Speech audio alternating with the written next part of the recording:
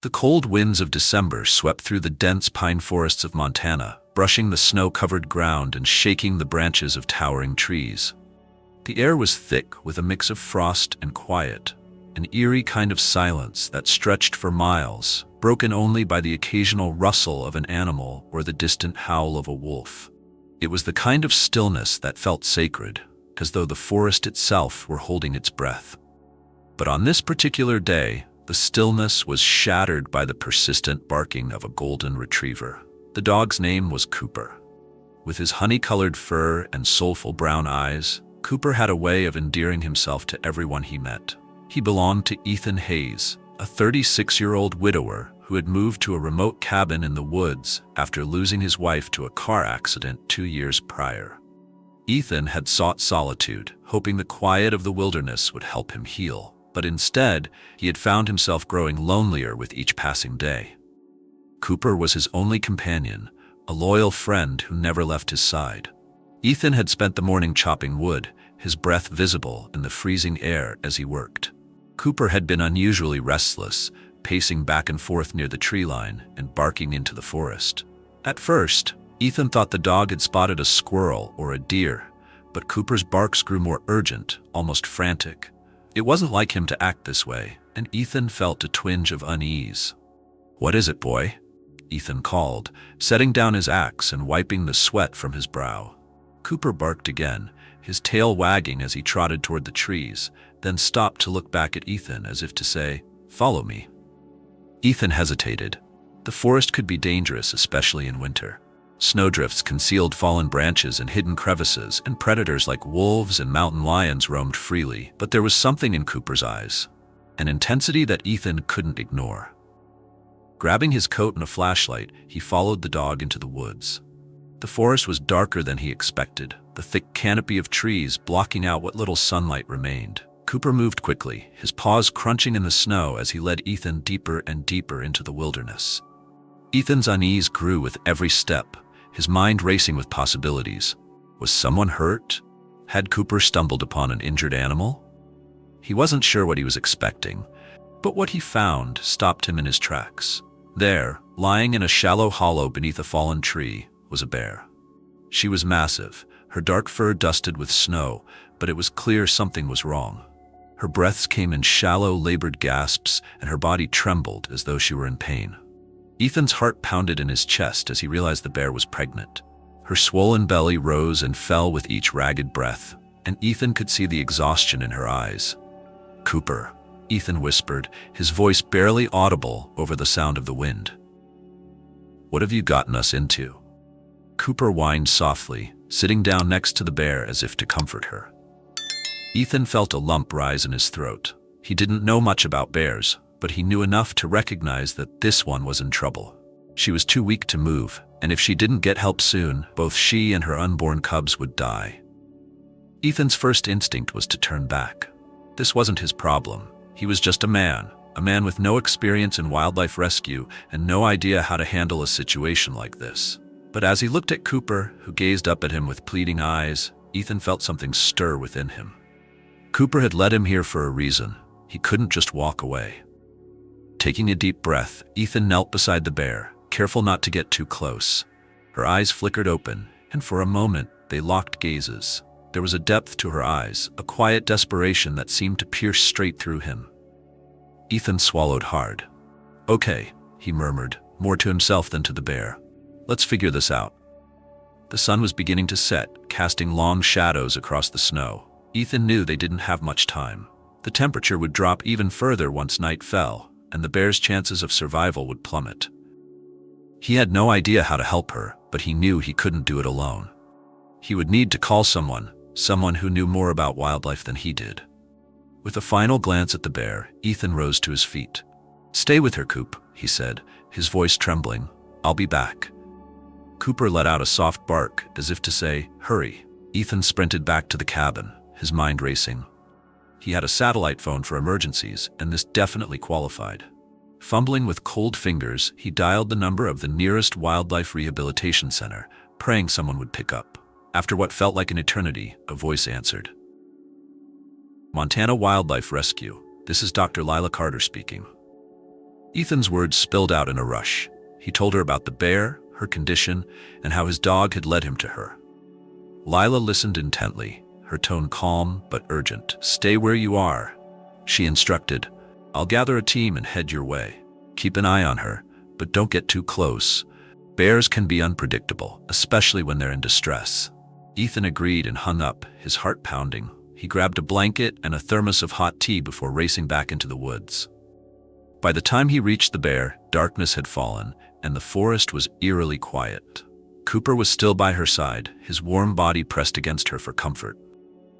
Ethan knelt down, draping the blanket over the bear to help keep her warm. "Hang in there," he murmured. "Help is on the way." As the minutes ticked by, Ethan found himself talking to the bear, as if she could understand him. He told her about his wife, about the pain of losing her and the loneliness that had followed. He told her about Cooper, about how the dog had saved him in ways he couldn't put into words. And as he spoke, he realized something. In helping this bear, he was also helping himself. Finally, the sound of approaching footsteps broke through the stillness. Ethan turned to see Dr. Carter and her team, their flashlights cutting through the darkness.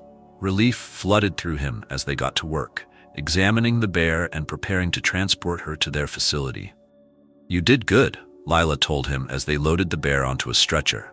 "You probably saved her life and her cubs' lives too." Ethan nodded, his throat too tight to speak.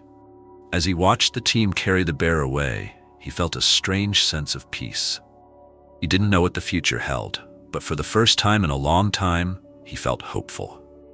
The drive back to the Montana Wildlife Rescue Facility was tense and quiet. Ethan had volunteered to ride along with Dr. Lila Carter in the rescue vehicle, while the bear lay sedated in the back. The vehicle bounced on the rough forest roads, the suspension creaking under the weight of their precious cargo. Cooper sat between Ethan and Lila, his eyes fixed on the bear, as if silently willing her to hold on. "She's in bad shape," Lila admitted, breaking the silence. Her voice was calm, but there was a note of worry in it that Ethan didn't miss. Malnourished, dehydrated, and possibly suffering from internal injuries. "The pregnancy's taken a toll on her body. We'll do everything we can, but it's going to be a fight." Ethan stared out the window, the snow-covered landscape a blur. He didn't know why, but he felt an overwhelming sense of responsibility for this bear. Maybe it was the way Cooper had begged him to follow, or the look in the bear's eyes when he'd first found her, like she knew she was running out of time and needed help. Either way, he was invested now. He couldn't walk away, not after everything. "What happens if she doesn't make it?" Ethan asked hesitantly, his voice barely above a whisper. Lila glanced at him, her expression softening. "We'll do our best to save the cubs, but it's a delicate process, and their chances aren't great without her." The thought hit Ethan like a punch to the gut. He clenched his fists, his jaw tightening. He didn't know why he cared so much. This was just a wild animal, after all. But deep down, he knew it wasn't just about the bear. It was about redemption. About proving to himself that he could still make a difference, even after everything he'd lost. When they arrived at the facility, a team of veterinarians and volunteers was waiting. The bear was carefully unloaded and taken into the examination room, where a flurry of activity began.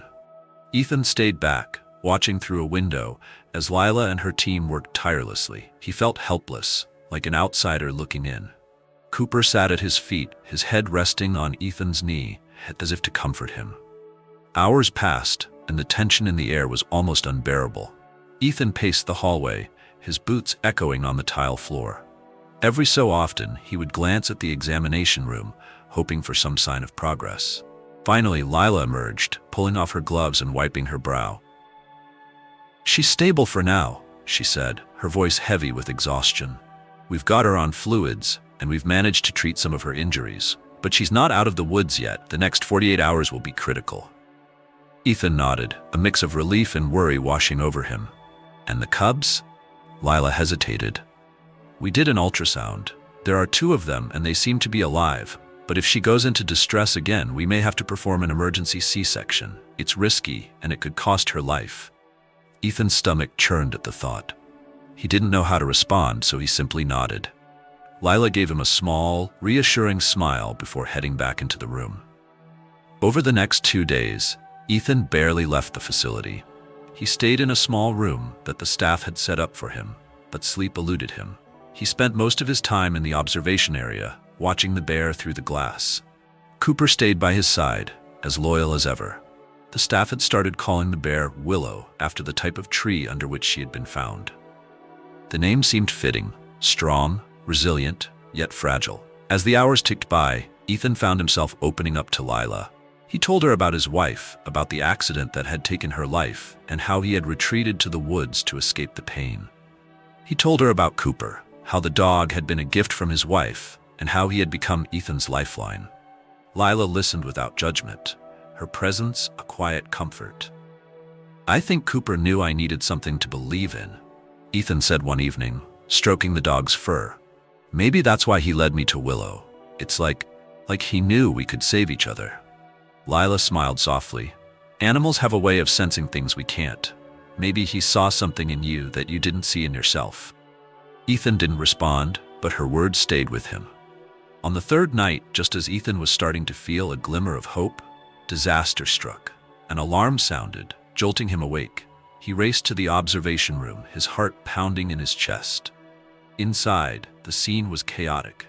Willow was thrashing on the table, her breathing erratic. The monitors beeped frantically, and the staff worked in a frenzy to stabilize her.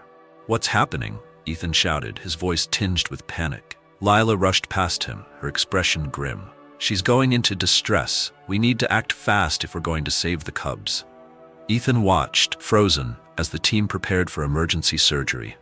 The room was a blur of movement, scalpels, syringes, and bright overhead lights. Lila's voice cut through the chaos, calm and commanding. Ethan wanted to help, but he knew he would only be in the way. Cooper let out a low whine, his ears flattened against his head. Ethan knelt beside him, his hands trembling as he buried his face in the dog's fur. "Come on, Willow," he whispered. "You've got to pull through, for them, for all of us." The surgery felt like it lasted an eternity. Ethan couldn't bring himself to watch, so he stayed in the hallway, pacing and praying. He wasn't a religious man, but in that moment, he found himself pleading with whatever higher power might be listening. "Please, don't let this be the end." Finally, the door opened, and Lila stepped out. She looked exhausted, her hair damp with sweat, but there was a faint smile on her lips. "She made it," Lila said, her voice hoarse. "Barely. And so did the cubs." Ethan let out a breath he hadn't realized he was holding. Relief flooded through him, and his legs nearly gave out. Cooper barked, his tail wagging furiously as if he understood the news. "They're tiny," Lila added, "but they're alive. We're keeping them in an incubator for now, and Willow's resting. It's going to be a long road, but there's hope." Hope. It was a word Ethan hadn't allowed himself to feel in a long time. But as he followed Lila into the room and saw the two tiny cubs nestled in the incubator, he felt something shift inside him. Willow lay nearby, her massive body rising and falling with each labored breath. She looked fragile, but there was a quiet strength in her that reminded him of the willow tree she was named after. "You're a fighter," Ethan murmured, his voice thick with emotion, "just like them." Cooper barked softly, as if in agreement. The days following the emergency surgery were a blur of exhaustion, vigilance, and cautious optimism. Willow remained under constant supervision, her breathing still shallow but steadier than before. The cubs, now named Aspen and Birch by the staff, clung to life in their incubator, their tiny forms almost translucent under the soft glow of the machine's lights. Every hour felt like a fragile balancing act between hope and despair. Ethan hadn't left the facility. He couldn't. Something about Willow, about the way she had fought to survive for her cubs, resonated with him in a way he couldn't explain. He found himself drawn to her room, sitting silently beside her as she rested. Cooper would curl up at his feet, his steady presence a reminder that sometimes the simplest forms of loyalty could carry the most profound meaning. It was on the fifth day that Ethan noticed something. He was sitting by the observation window, watching Willow as she stirred weakly in her enclosure. Her dark eyes opened, scanning the room before landing on the incubator. There was a flicker of recognition, of awareness, and Ethan's breath caught in his throat.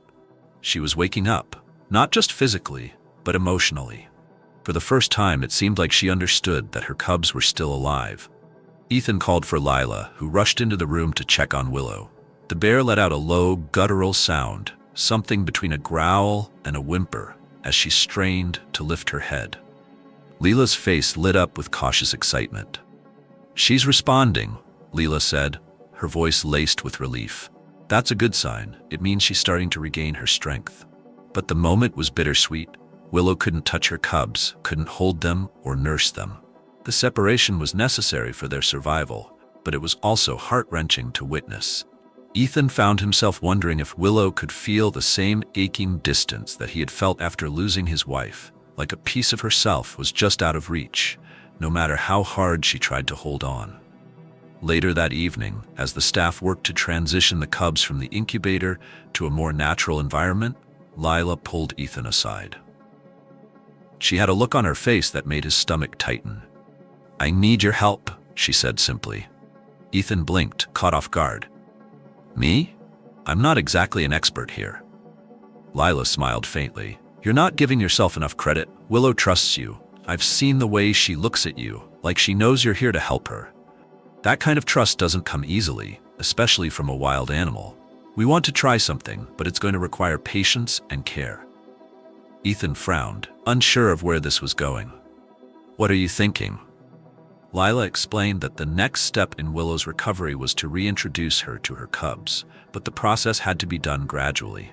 The cubs were too small and vulnerable to be placed with her directly, so the team had devised a plan to simulate their presence. They would use soft bedding with the cubs' scent, placing it near Willow to see how she reacted. The ultimate goal was to transition them into a shared space, but it would take time and someone Willow trusted. "You want me to be part of this?" Ethan asked, his voice tinged with uncertainty. Lila nodded. "You've already done more for her than you realize. Sometimes it's not about expertise, it's about connection, and you've got that with her." Ethan looked over at Willow, who was lying with her head resting on her paws, her eyes half closed. She looked so tired, so vulnerable, and yet there was a quiet strength in her that made his chest tighten. He thought of Cooper, of how the dog had led him to her that day in the forest. Maybe Lila was right. Maybe he was meant to be here, to help her in whatever way he could. "All right," he said finally, his voice steady. "I'll do it." The following days were some of the most emotionally taxing of Ethan's life. The process began with small steps, placing the scented bedding near Willow's enclosure and watching her reaction. At first, she seemed confused, sniffing cautiously before retreating to the far corner of the room. But gradually, something shifted. She started to linger near the bedding, her massive frame curling around it protectively, as though she knew it carried a piece of her cubs. Ethan spent hours sitting outside her enclosure, talking to her in a low, soothing voice. He told her stories about his wife, about the life they had dreamed of building together. He told her about Cooper, about how the dog had saved him from himself when he was drowning in grief. And as he spoke, he found himself opening up in ways he hadn't allowed himself to in years. It was as though Willow was listening, her quiet presence a kind of balm for his soul. The breakthrough came one afternoon when the team decided to take the next step. They placed one of the cubs, Aspen, into a secure, heated crate and brought it into Willow's enclosure. The bear immediately tensed, her muscles rippling as she rose to her full height. Ethan's heart pounded as he stepped forward, his hands trembling. "It's okay, Willow," he said softly, holding out his hand as if to calm her. "They're yours. You're safe." Cooper sat beside him, his tail wagging gently as if to echo Ethan's reassurance. Willow's gaze shifted from the crate to Ethan, her dark eyes filled with something he couldn't quite name: fear, longing, hope. Slowly, cautiously, she approached the crate, her massive paws making almost no sound on the floor. When she reached it, she stopped, lowering her head to sniff the air. The room was so silent that Ethan could hear his own heartbeat. Then, to his astonishment, Willow let out a low, rumbling sound, a kind of purr that vibrated through the air. She curled her body around the crate, her nose pressed against the small opening where Aspen's tiny face was visible. Lila, who was watching from the observation window, smiled and whispered, "She knows." Ethan felt a lump rise in his throat as he watched Willow's transformation. The fierce determination in her eyes, the way she shielded the crate with her body, It was like watching a mother reunite with a piece of her heart. For the first time, he truly understood the depth of her strength, her will to survive for the sake of her cubs. It was humbling, awe-inspiring, and deeply moving. Over the next few days, the reintroduction process continued. Both cubs were gradually brought into Willow's enclosure, and she took to them with a gentle ferocity that left no doubt about her love for them. Ethan watched as she nuzzled them, her massive paws surprisingly delicate as she pulled them close. It was a sight that etched itself into his memory, a reminder of the resilience of life even in the face of overwhelming odds. And yet, amidst the joy, Ethan couldn't shake the feeling that his role in this story wasn't over. Something was still missing, something he couldn't quite put into words. But for now, he allowed himself to simply be present, to witness the quiet miracle unfolding before him. The winter days began to blur together, the snow outside the Montana Wildlife Rescue Facility piling high as the forest fell into its deep seasonal slumber. Inside, however, life was stirring. Willow's progress was nothing short of remarkable.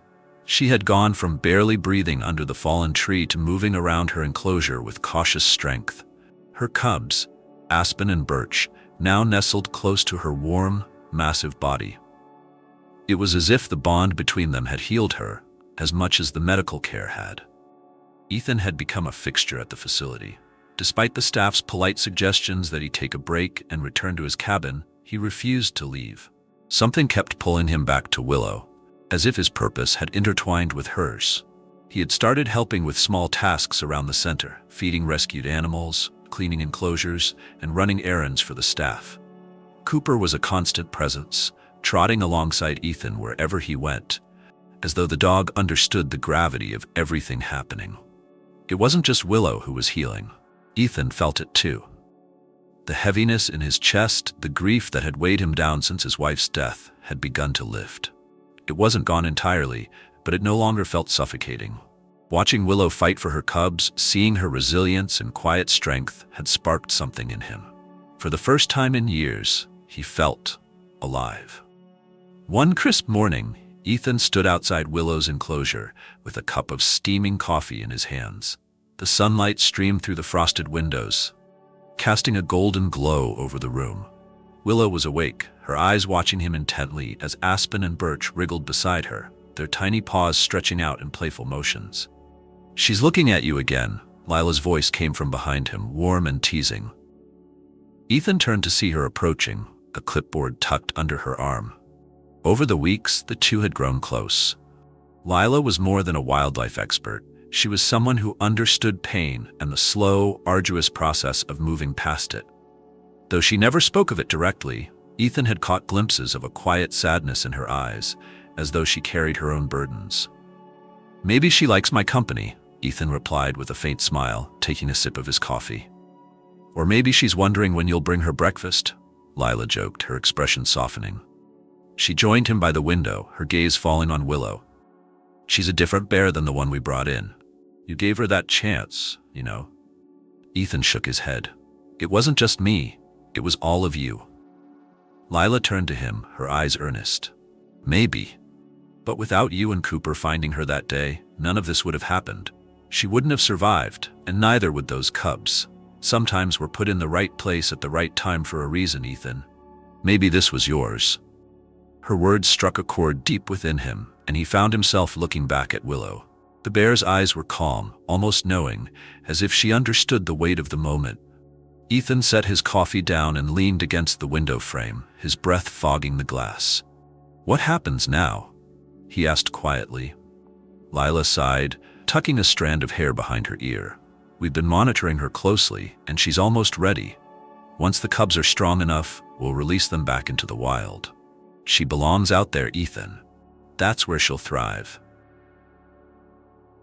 Ethan felt a pang in his chest at the thought of saying goodbye. He had known from the beginning that this day would come, but the idea of letting Willow go still hurt. She had become more than just a bear to him. She was a symbol of hope, of second chances, of the strength it took to keep moving forward. "She's ready," Lila added, her voice softer now. "And so are you." Ethan frowned, turning to her. "What do you mean?" Lila smiled gently. You've been holding on to something, Ethan. I can see it in your eyes. But watching Willow fight for her life, for her cubs, it's changed you. You don't have to say it out loud, but I think you know what I'm talking about. Ethan's throat tightened. He did know. For 2 years, he had buried himself in solitude, convinced that the pain of losing his wife was too much to bear. But this experience, this connection with Willow and her cubs, had shown him that life didn't stop for grief. It kept moving, and if you were brave enough to move with it, there was still beauty to be found. A few weeks later, the day of the release finally arrived. The staff had chosen a remote section of the forest near where Willow had been found, a place teeming with life and far from human interference. Ethan drove to the site in his truck, Cooper sitting in the passenger seat with his head out the window. The air was crisp and cold, the snow glistening under the pale winter sun. When they arrived, Lila and the team were already there, unloading Willow's transport crate. Ethan felt a lump rise in his throat as he watched the bear emerge, her massive frame seeming almost regal against the backdrop of the wilderness. Aspen and Birch tumbled out after her, their small bodies sticking close to their mother as they explored their new surroundings. Willow paused, her dark eyes scanning the forest before turning to Ethan.